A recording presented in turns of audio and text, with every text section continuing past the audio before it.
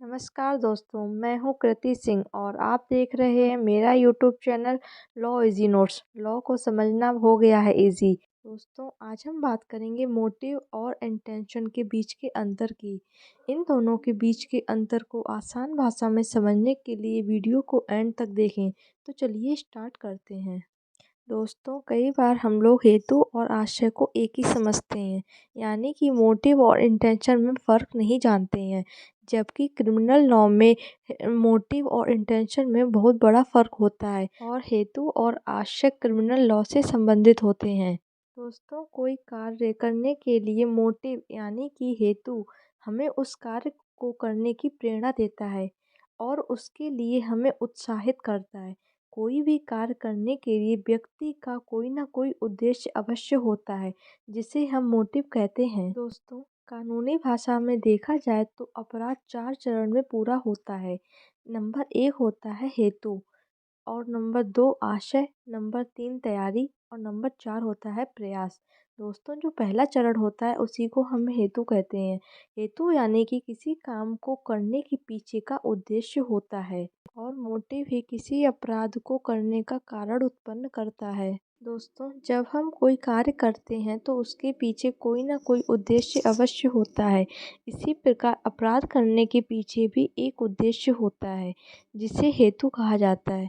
दोस्तों, किसी अपराध में अभियुक्त को सजा देने से पहले यह देखा जाता है कि अपराध करने के पीछे व्यक्ति का मोटिव क्या था।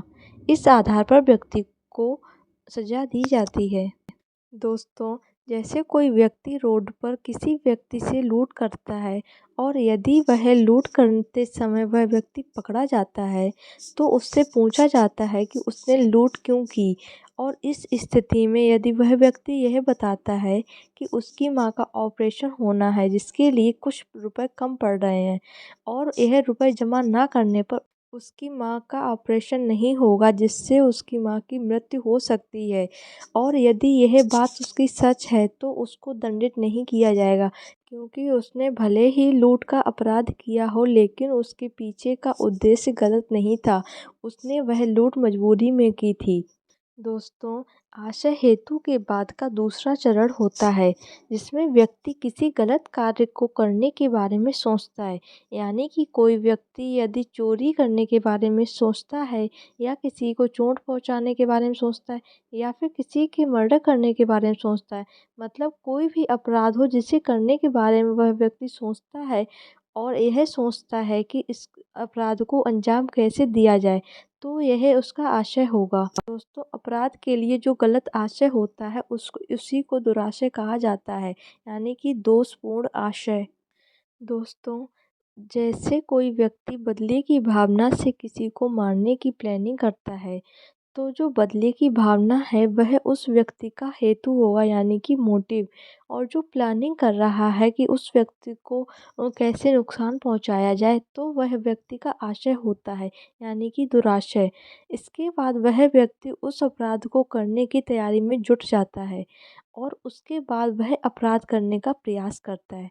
दोस्तों, प्रयास पूर्ण होने पर वह अपराध कठिन हो जाता है। दोस्तों, मात्र हेतु, आशय और तैयारी अपराध नहीं माने जाते हैं जब तक कि कोई कार्य ना किया गया हो, लेकिन दोस्तों अपराधी को सजा देने के लिए उसका हेतु महत्वपूर्ण होता है। व्यक्ति के हेतु पर ही व्यक्ति को दंडित किया जाता है। दोस्तों, अपराध से पहले व्यक्ति का आशय महत्वपूर्ण होता है, लेकिन अपराध घटित होने के बाद यानी कि अपराध का कार्य पूरा होने के बाद हेतु महत्वपूर्ण हो जाता है, क्योंकि हेतु को देखकर ही व्यक्ति को दंडित किया जाता है। यदि किसी व्यक्ति ने कोई अपराध किया है लेकिन उसका हेतु गलत नहीं था, तो उस व्यक्ति की सजा को थोड़ा कम किया जा सकता है। न्यायालय द्वारा उस व्यक्ति को दंडित करने के लिए थोड़ी नरमी बरती जाएगी, लेकिन उसको पूरी तरह से माफ़ नहीं किया जाएगा। दोस्तों, यह थी हेतु और आशय के बीच के अंतर से संबंधित कुछ जानकारी। आई होप दोस्तों कि आप सभी को हेतु और आशय के बीच का अंतर समझ में आ गया होगा और आपको हमारी वीडियो पसंद आई होगी। ऐसी ही वीडियो को देखने के लिए और लॉ को आसान भाषा में समझने के लिए आप हमारे YouTube channel law easy notes को सब्सक्राइब करें और कमेंट में बताएं कि आपको हमारी वीडियो कैसी लगी, और लाइक करना शेयर करना ना भूलें। धन्यवाद।